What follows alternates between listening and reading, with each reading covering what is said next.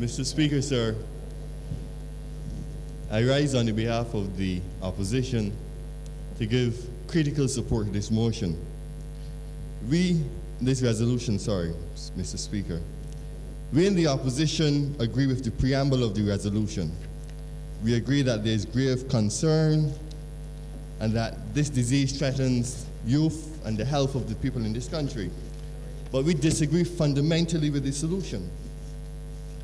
So far in the Honorable Minister of Health speech, he has not said how they intend to deal with the problem of AIDS other than his having presented a budget to the Prime Minister.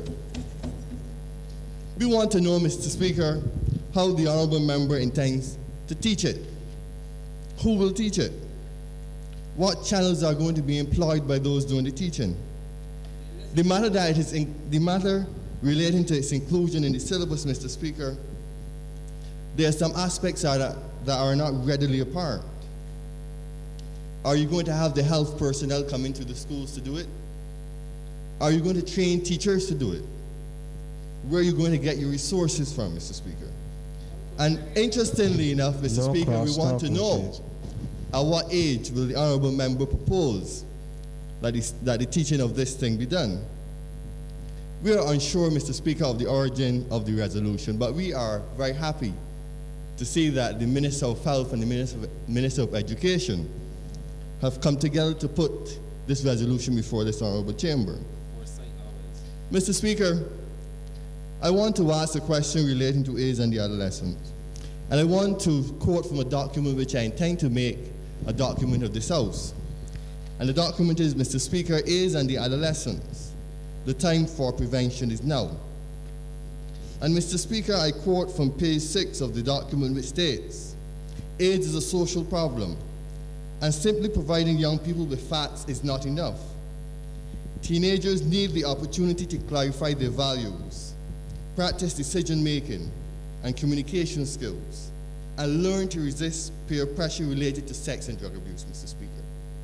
Education is not enough. We need to have the young people develop certain values which would make it easier for them to say no to sex or whatever. Mr. Speaker, I want to say here that all the knowledge in the world about AIDS and the harmful effects of it, Mr. Speaker, will not result in a good decision being made in the mind of the young person, unless that person, Mr. Speaker, has self-discipline, judgment, responsibility, or a clear vision of where that person is going in life. Mr. Speaker, continuing on page 6, existing attitudes can be reinforced and communication between parents and children can be improved. However, a national study of sexuality education found that unless the education is combined with services, there is little likely that sexual behaviors will be affected. That is what we are facing, Mr. Speaker. Not that the young people don't know about safe sex, and providing them with condoms will not make any difference. But the young people need to have clear values and idea of where they're going. Mr. Speaker, we want to continue by saying that the youth in this country, they need organizations that can help them build their self-esteem, ensure that their health is directly related to making sound, responsible decisions about themselves. Mr. Speaker, what about those persons who have already left the school environment? Obviously, an inclusion in the syllabus of family life education would benefit those young persons still in school. What about the persons in the community at large? What about the parents, Mr. Speaker? They need to be educated. Mr. Speaker, I want to further quote from the same document on page 8. Of course, any formal AIDS education program should solicit parental input at all stages. Parents should have the opportunity to review curricula, meet the leaders, and observe educational sessions. Programs that build homework assignments that will encourage family communication about these projects. Part of the reason, Mr. Speaker, and I'm sure the members on the government side know this only too well, that we have such a morass of moral decay in this country, Mr. Speaker, is because of a lack of communication between parents and children. And that can be directly attributed to the early age at which some of them start sex, and which ultimately lead to the problems we have today with AIDS. The order, please. I must draw the attention of honorable members to standing order number 13. A member shall not be interrupted except on a point of order. I continue, Mr. Speaker. The interruptions mean little to the members on the opposition. Order, please. In any program, Mr. Speaker, of sexually transmitted diseases, AIDS must have an integral part. And Mr. Speaker, the members of the opposition would like to publicly compliment the Barbados Family Plan Association for having taken the initiative. I wonder if my colleagues on the other side have been informed of that. But Mr. Speaker, the BFPA have indeed started and have included AIDS as part of their education program. Mr. Speaker, I further want to continue that the youth groups, church, and other organizations must be mobilized to play their part in education, not just the teachers. So I quite agree with the member when he said that it must be a community effort. In fact, that is the only thing we probably agree on. Mr. Speaker, I want to point out to the Honorable Minister of Health that AIDS will affect our social institutions, our educational practices, and our health care. Far-reaching implications of these must be pointed out to the members on the government side. We have a situation where the Honorable Minister of Health said that they will get students back into the school environment. We compliment him on this far, and having seen this far ahead. But the Honorable Member has not seen, however, or in fact he has not been notified by the members on the AIDS committee, sir, that there will be some students in schools who may develop brain disease, which would produce changes in mental behavior. These children are immediately going to come across the teachers unless they are properly trained as students with problems. Bad children, delinquents, Mr. Speaker, when in fact these children are suffering from a disease called AIDS, something that very often, sir, is not their fault.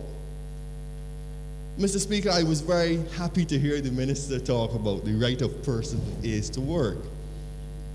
He seems to have been taking a leaf out of the book of the opposition. I want to say, Mr. Speaker, that we too agree that those persons have a right to work. But that is all he said. Is there a plan of action? What will happen to necessitate their being put back into the work environment? A plan is necessary. And we in the opposition, we have always believed ourselves and seriously thought ourselves as the alternate government. And we expect that the government of the day will fall anytime now. And we are seriously putting together programs that will affect this situation. And we believe, Mr. Speaker, that such a plan is necessary. And we have one that we intend to put into effect. These persons, Mr. Speaker, let us say, for instance, an injury occurs on the job. What plans have the Minister of Health to deal with this? Will that unfortunate person be allowed to bleed because of unwarranted fear until an ambulance comes from Brisong, Mr. Speaker? Such a plan of action must be put into order. Order, please. Does the Honorable Leader of the Opposition wish to give away? I have given away. It would be interesting to hear what the member has to say. Order, please. The Leader of the Opposition seems not to be aware that this is our house. I cannot go into every iota to write down in details to let him know what we do. We have a program that our health... No point of elucidation. Please take your seat. Thank you, Mr. Speaker. Order, please. Order, please. It makes no sense talking about putting the thing on television and ad on television or bringing the things into schools. The members of the health fraternity must be educated extensively, as well as other civil servants, Mr. Speaker, people in insurance, national insurance, the police, the firemen. What did the honorable member say about those things? Nothing. All they have talked about is education in a very broad sense. But the honorable member, as the Minister of Health, must come in here and tell the country what plans they have and itemize them, because that is what you were put there for. If not, you will be removed sooner than you think, sir.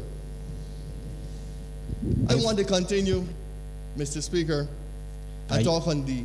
Are you saying the speaker will be removed sooner than he thinks?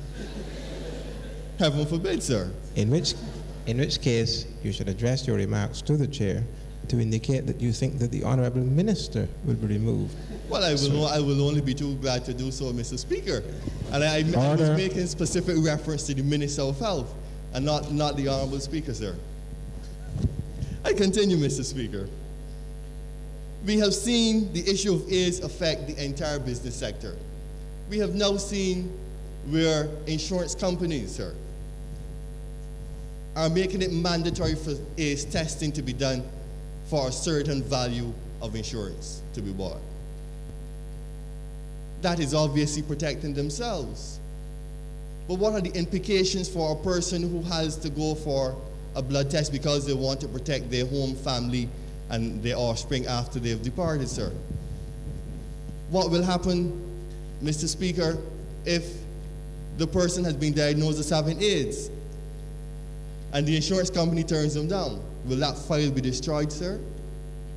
Or will it be kept there, languished there in the files of the insurance company for any and everybody to see that John Brown has AIDS? Mr. Speaker, we are dealing with a disease here that will affect all individuals. Point of order, Mr. Speaker. I am wondering, sir, if the Honourable Leader of the Opposition is questioning the credibility of the insurance companies in this item, sir.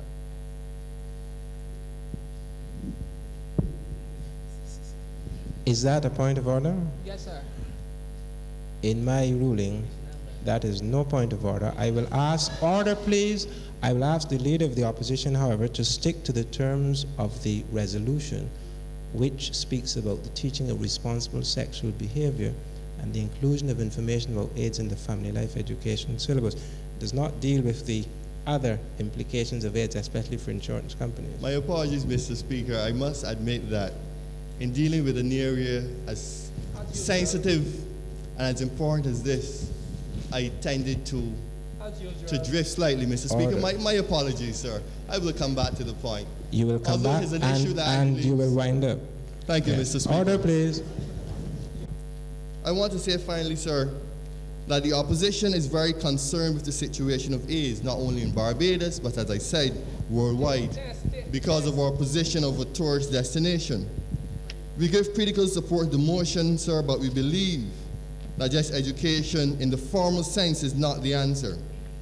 But there's a need to work on changing attitudes and habits and to clarify values so that we can make youth think about making responsible decisions about where, when, with whom, and under what circumstances they will have sex, Mr. Speaker, so as to shelter them from the issue that has befell the world recently, Mr. Speaker. I thank you very much. Order, please.